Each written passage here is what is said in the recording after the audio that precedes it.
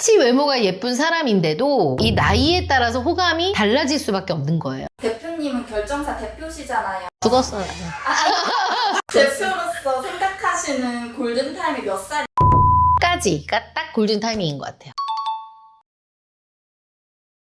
대표님이 항상 여자는 일찍 결혼해야 된다고 말씀하시잖아요. 너무 많이 얘기했지, 너무 많이. 근데 꼭 20대에 해야 되는 이유가 있을까요? 아니 내가 그렇게 얘기했는데 그걸 몰라요? 모르는 게 말이 돼? 제가 우리 20대 PD님들한테 맨날 뭐라 그래요? 아 누구 PD님 너무 예쁘다 지금 나이 27, 8. 이 황금 같은 시기 놓치지 말아요 라고 전문가가 얘기할 땐 다 이유가 있는 겁니다. 오늘은 20대에 결혼하는 게 전략적으로 중요한지 제가 전문적으로 한번 이야기해 볼게요. 여러분들이 좀 듣고 나면 아 이래서 그랬구나 생각이 좀 달라질 겁니다. 첫 번째, 결혼의 정년기는 내가 아닌 사회가 정한다. 요즘은 결혼 정년기라는 게 거의 없어진 거 아니에요? 맞는 말 같죠? 그런데 재밌는 게 뭔지 알아요? 결혼을 언제 하느냐가 내 선택 같지만 사실 정년기 신호를 보내는 건 바로 사회예요. 피디님 이런 얘기 들어봤지? 내 조카 있는데 한번 소개 받아볼래? 이런 얘기 그때 저번에 들었다고 했잖아. 맞아요. 갑자기 주변에서 소개팅 해준다고 많이 하더라고요. 그게 바로 피디님한테 사회가 보내는 신호예요. 아 여자가 이 나이 때 되면 결혼을 해야 된다 이런 게 머릿속에 있는 거지. 주변에서 알아서 무언가의 압박이 이제 오는 거예요. 대표님 그럼 30대가 되면 어떤 압박이 와요? 그러니까 30대에 접어들면 느낌이 확 바뀌어. 20대에는 열심히 만나봐 이런 응원의 뉘앙스가 있다면 이제 여자 나이가 33살이 넘어가면 왜 이렇게 눈이 까다롭지? 아직 만난 남자 없어? 이런 의심의 뉘앙스로 서서히 바뀌기 시작하는 거지. 어떻게 보면 좀 눈치 주는 것 같기도 하네요. 그런 느낌이죠. 예를 들어 이런 거죠. 주변에서 왜 얼굴도 이쁜데 안 가고 있냐? 그럼 20대에는 그냥 못 만났어요 라고 하면 그래 만나면 되지 라고 하는데 내가 이런 얘기를 하기 시작하면 안 만나는 이유에 대해서 계속 얘기를 하는 거예요. 만나는 사람이 있었는데 잘 안 돼가지고 어떻게 보면 구구절절 뭔가를 계속 얘기해야 되는 거야. 그래서 결혼이라는 게 내가 준비가 되면 하는 것 같지만 실제로는 사회가 먼저 판을 짜놓는 거야. 이 타이밍이라는 거는. 두 번째입니다. 결혼을 언제 하느냐 이 시점이 자산의 격차를 만든다. 제가 예를 들어볼게요. A라는 커플이 있는데 28에 결혼을 해. 근데 이 남자하고 여자가 각각 그냥 결혼을 안 했을 때는 100만 원, 100만 원씩 모았을 거 아니야. 1년으로 계산하면 각각 1200만 원씩인데 둘이 합쳐지면 2배가 되는 거죠. 그러니까 어때요? 돈이 2배로 모이는 거잖아. 그래서 빨리 결혼하면 돈을 빨리 모으는데 그렇게 해서 5년 모으잖아요. 둘이 1억 2천 돼요. 혼자 모으면 10년 걸리는 거지. 근데 예를 들어 B커플인데 이 사람들은 35에 결혼했어. 같은 방식으로 돈을 모아. 그러면 이 사람들 40이 돼서 1억 2천인 거야. 그러니까 어때요? 격차가 많이 나버리는 거죠. 그래서 단순히 결혼 시점만 이렇게 7년 차이인데 30대 중반에 이렇게 자산 구조가 완전히 달라지는 거죠. 그러니까 삶이 달라지는 거죠. 이것뿐만 아니라 집값이 오르는 속도가 있잖아요. 금리, 전세 이런 물가 같은 걸 고려하면 그 시간의 차이가 훨씬 크죠. 그래서 이제 지금 같은 고금리 시대 이럴 때에는 빨리 시작한 사람이 유리할 수밖에 없어요. 그래서 이 자산이 쌓이는 구조가 단순히 얼마 이거보다는 언제부터 쌓이느냐 이게 더 중요한 거죠. 세 번째, 타이밍이 조건을 이긴다. 여러분은 이런 생각 해본 적이 있는지 모르겠네. 조금 더 예뻐지고 연봉이 조금 더 오르고 그러면은 좀 좋은 사람을 내가 만날 수 있지 않을까? 이런 생각을 누구나 해요. 근데 이상하지 않아요? 분명히 내 조건이 좋아지고 올라갔는데 왜 만나는 사람의 레벨이 내려갈까? 그건 뭔 줄 알아요? 나이야. 제가 그래서 여자들 나이를 영순이라고 얘기하잖아. 우리가 보통 이제 조건을 쌓는다고 하죠. 스펙을. 연봉, 외모, 직급. 근데 이거는 분명히 시간이 지날수록 좋아져. 내가 노력을 하면. 그쵸? 근데 타이밍, 시간은 어때? 기다려주지 않아요. 공부도 타이밍이 있듯이. 그래서 그 타이밍이 왔을 때 잡는 게 매우 중요하죠. 예를 들어 내 영상을 5년 전 걸 보면 내가 똑같냐? 다른 사람이야. 살도 쪘지만 그런 게 있어. 그 느낌이 다른 거죠. 그래서 봐봐요.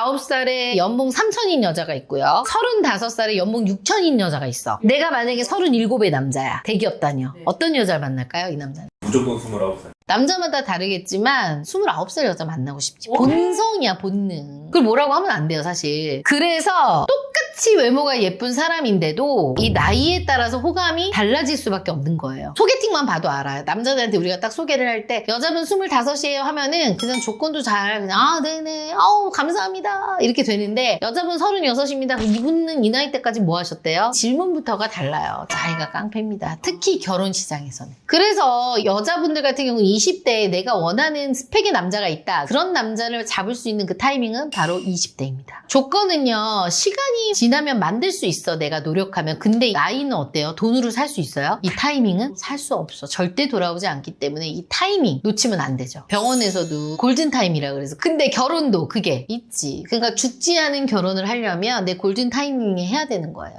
대표님은 결정사 대표시잖아요. 죽었어요. 대표로서 생각하시는 골든타임이 몇 살이? 난 28, 29, 30까지 괜찮아요. 31까지도 괜찮아요. 근데 31가 넘어가면 좀 그렇고 31까지가 딱 골든타이밍인 것 같아요. 남자가 나랑 결혼해줘서 너무 고마워. 난 이런 와이프 얻는 거 너무 땡큐야 라고 생각할 수 있는 나이가 27년. 네 번째, 결혼은 완성된 둘이 아니라 성장하는 둘의 선택이다. 완벽하게 준비돼서 하는 사람도 물론 있겠지, 부모의 도움으로. 근데 그게 아니라 미숙한 상태에서 만나서 완성을 만들어가는 단계인 거죠. 근데 이렇게 요즘 친구들은 얘기해요. 아우, 저 결혼할 준비가 안 돼 있어요. 마음의 준비가 안 돼 있어요. 준비된 사람이 얼마나 돼요? 자리 잡고 여유 생기면 그때 할게요. 그 말도 물론 맞지만 언제 여유가 생길 건데. 크게 차이는 없으면 만들어가는 거라고 생각하고 해야 돼요. 그래서 결정사에 늦게 찾아오신 분들, 40 넘고 50대 되신 분들, 이런 분들 90%가 이 말을 해요. 아직 준비가 덜 됐어. 그럼 내가 그래. 그럼 60엔 준비가 되시렵니까? 근데 가장 큰 문제가 뭔지 알아요? 혼자 사는 삶에 너무 익숙해지다 보니까 내 짜여진 삶에 그 사람만 넣는 거야. 이거를 깨부시고 하나를 다시 만들어서 그 사람과 살아야 되는데 그 깨부시기가 너무 힘들어. 오래 혼자 살다 보니까. 그래서 20대에 결혼을 하면 결혼하기 전에 뭐가 부족하더라도 이제 시행착오를 겪고 어떻게 보면 어른이 되어가는 과정이지. 근데 30대 후반 정도 되고 40대 50대 되잖아. 나는 이렇게 쌓아왔는데 저 사람은 왜 저래? 왜 못 따라오는 거야? 이렇게 하면서 점점 맞춰가는 관계가 아니라 검토하고 평가하게 되는. 그러니까 어떻게 보면 사회 경험을 많이 하고 되면 물드는 거예요. 그래서 결혼은 이게 씌어야 간다고 하잖아요. 많이 알면 알수록 결혼은 더 못해요, 사실. 이런 거 있잖아요. 엄마 아빠 시대에는 좀 어땠어요? 단칸방에서 하나하나 뭔가를 채워가고 냉장고 사고 세탁기 사면 되게 그게 큰 행복이었잖아. 예를 들어 우리가 게임하면 0에서부터 시작해서 내가 뭐 100까지 가면 거기에 대한 성취감이 있는데 만약에 100부터 시작을 해서 더 가면 그런 성취감이 없잖아. 재미가 없는 거죠. 이런 게 있어요. 남성분들이 이제 20대 여자분들을 만나서 호텔에서 밥 먹잖아. 그럼 여자분들이 너무 감동을 한대. 어머 너무 고마워요. 이렇게 작은 것도 감동하는 거야. 경험이 많이 없다 보니까. 근데 이제 30대 중반 여성들하고 호텔 가서 밥 먹으면 그냥 그거를 많이 해봤던 사람이니까 그냥 그 감동이 크지 않은 거야. 그러니까 남자 입장에서도 뭔가를 똑같이 해줬을 때 어린 여자들이 훨씬 더 감동을 받기 때문에 그런 연애하고 결혼하는 재미가 있다고 하더라고요. 이렇기 때문에 결혼은요 완성품끼리 만나는 게 아니라요 좀 부족하더라도 서로 채워줄 수 있는 공동 제작하는 프로젝트라고 생각을 하고 다가서야 될 것 같습니다.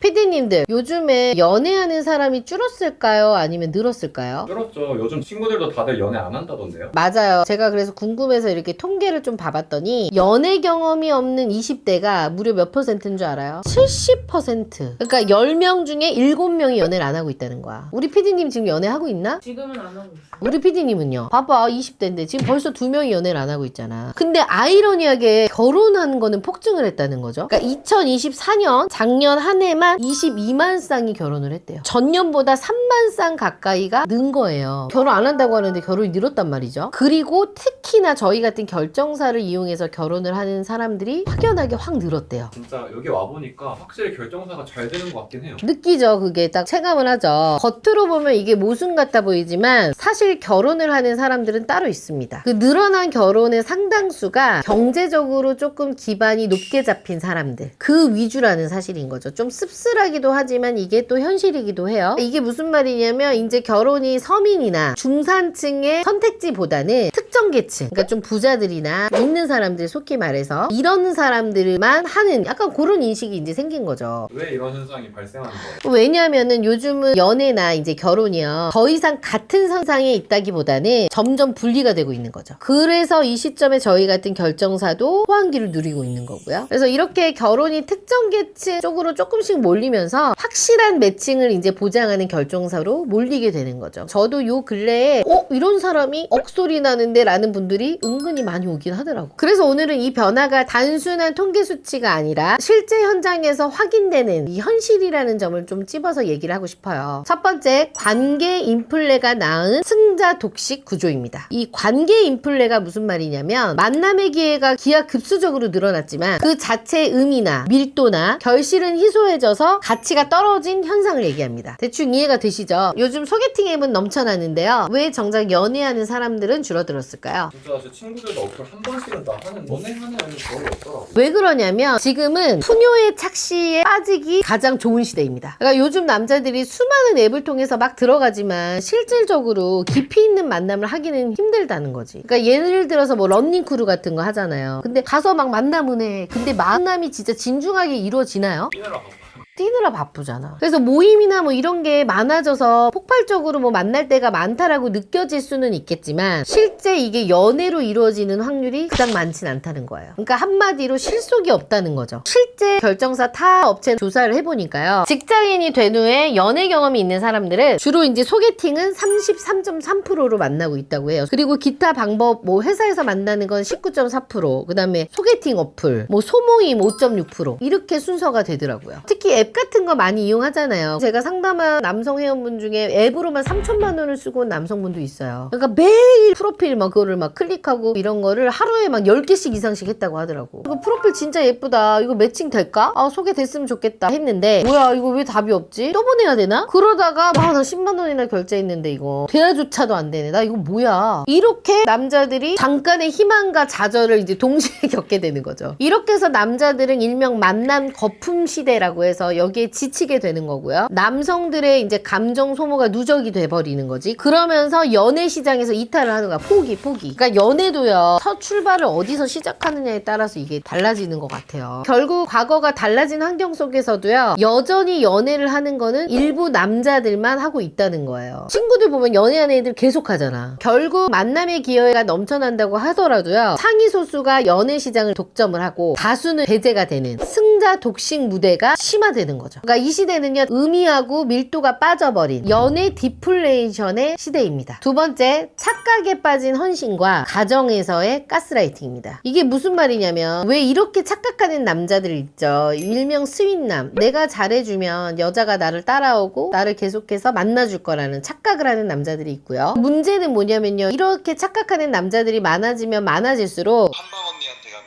결혼할 수 있나요? 물론이죠. 1대1로 꼼꼼하게 관리해주고 철저하게 객관화를 할 수 있는 피드백을 주고 매니저가 딱 달라붙어서 어떻게 해야 할지 컨설팅해주는 전문가를 찾아오세요. 한방 언니가 함께 고민하고 도와드리겠습니다. 여자들은 당연하게 대접을 더 받으려고 하는 그런 태도를 강화하게 되지. 나는 다 해줘야 돼. 이 심리가요. 기본값이 되는 거죠. 그래서 한국 연애시장 전체의 분위기를 고착화시키는 거죠. 근데 그건 그냥 여자들이 좋아하는 스타일 아닌가요? 남자가 다정하면 좋은 거지 문제가 되나요? 그러니까 이렇게 생각을 하는데 이게 단순 취향의 문제가 아니란 얘기죠. 이거는요. 가스라이팅이 분명히 숨겨져 있습니다. 특히 이 딸을 가진 부모들 특징이 어때요? 요즘에 다 그런 건 아니지만 내가 이제 희생하면서 살아왔잖아. 아버지는 경제적 희생, 엄마는 가사 희생. 딸들한테 이제 뭐라 그래? 야, 너 결혼하지 마. 너 절대 희생하지 마. 이렇게 얘기하면 엄마 나 결혼하면 다 희생하는 거 아니야? 희생하지 말고 너 다 해주는 사람 만나. 이런 엄마들이 있단 말이야. 엄마들이 본인들 스스로는 희생을 해왔어. 그 희생을 했기 때문에 화목한 가정이라는 열매를 맺었는데 정작 딸한테는 어때요? 엄마가 이렇게 희생하면서 살았으니까 너는 멋진 놈 만나 이건 거지. 그래서 이 과정에서 해조의 문화가 탄생을 하게 된 거야. 이제는 연애가 서로 맞추는 게 아니라 남성이 끊임없이 해줘야 되는 일방적 구조가 된 거죠. 이런 태도가 굳어지다 보니까 아무래도 연애 단계에서조차도 나는 손해보면 안 돼. 그 심리가 강해지게 된 거고요. 그래서 결혼 시장에서도 역시 와서 확실한 대접을 받을 수 있는 그런 경로를 찾게 되는 거죠. 그러니까 예를 들면요. 결혼정보회사 저희 회원의 가장 최소 나이가 20살이에요. 믿어지세요? 고등학생들도 요새는 댓글도 남기고 2학년인데 언니 민증 나오고 가야 되나 뭐 이런 친구들도 있어요. 그런 친구들도 나는 이제 어리니까 대접받을 수 있어. 이런 생각을 하게 되는 거죠. 그런 확신 속에 결혼 시장에 등장을 하게 되는 겁니다. 그러니까 이러다 보니까 진짜 평범한 남자들은 어때? 여자의 눈높이를 맞출 수가 없어 도저히. 2단계에서부터 연애 시장에서는 평범남들이 설 자리가 점점 줄어들기 시작하는 거죠. 그래서 세 번째는 결혼으로 번지는 양극화 스펙 인플레입니다. 이렇게 연애 단계에서부터 높아진 이 눈높이가요. 결혼 시장에서도 그대로 적용이 되는 거죠. 상위 소득의 남자들을 원하는 여자들이 많을 거 아니에요. 그럼 이런 남자들만 찾는 여자들도 많아졌을 거겠죠? 이렇다 보니까 상위 스펙을 찾으러 결정사에 오는 사람들이 많아진 거죠. 이 흐름을 이제 흔히 눈높이 역설이라고 이제 얘기를 하는데 선택의 기준이 높아질수록요. 결국 모두가 같은 상위 스펙을 찾는 찾는 거예요. 그러니까 결혼 시장이 어떻게 돼요? 경쟁이 더 치열해질 수밖에 없고요. 이 경쟁의 수혜자는요, 결정사가 되는 거예요. 어떻게 보면. 그러니까 연애가 점점 이렇게 불확실한 소모전으로 이렇게 변할수록 결혼을 확실하게 보장해주는 저희 같은 이 결정사는요, 사실상 문전성시를 이루는 그 공간이 돼버린 거죠. 이러면서 네 번째, 결정사가 맞이한 전성기입니다. 지금까지 우리가 살펴본 것처럼요, 연애는 이렇게 불확실하고요, 결혼은 또 양극화되고, 결국 확실한 결혼을 원하는 사람들은요, 결정사로 이제 몰리게 되는 거예요. 근데 결정사가 단순히 연봉이나 학벌이나 겉으로 보이는 스펙만 가지고 매칭을 해줘서 잘 된다고 생각하면 이건 또 오산이에요. 오늘날의 결정사는 그 이상의 것을 제공을 해야 됩니다. 도대체 어떤 게 달라서 이렇게나 많이 찾게 된 거예요?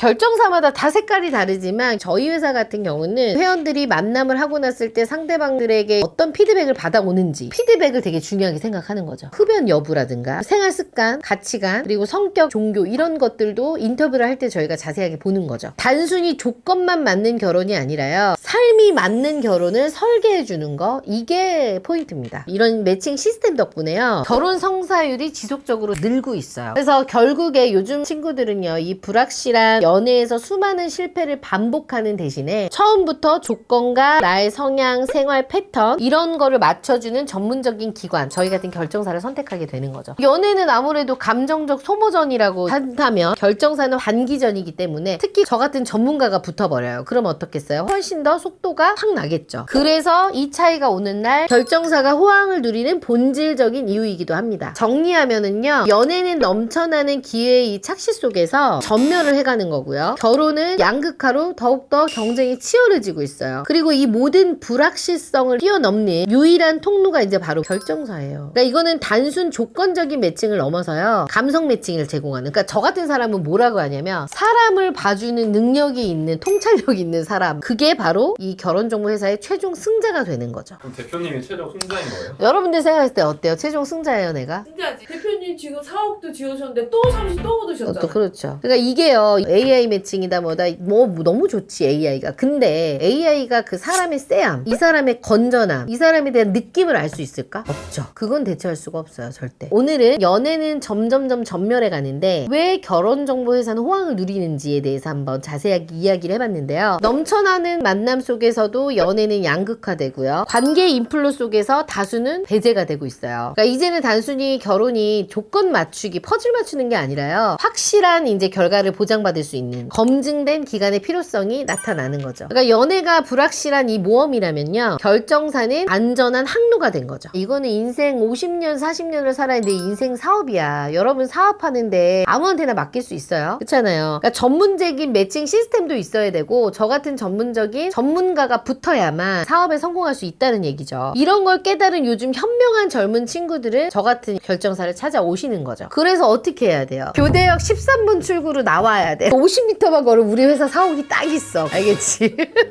그리고 여러분들은 어떤 사람과 또 만나고 싶은지, 내 인생이 지옥으로 가고 싶은지 천국으로 가고 싶은지 댓글로 솔직한 의견을 남겨주세요.